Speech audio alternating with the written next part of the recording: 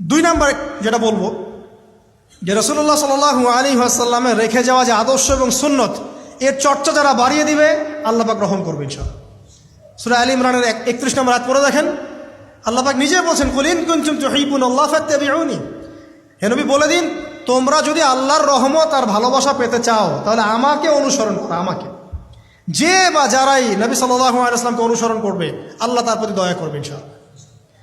শুধু দয়াই না, ইয়াগফির লাকুম যুনুবাকুম, তোমাদের সমস্ত গুনাহ আমি মাফ করে দেব।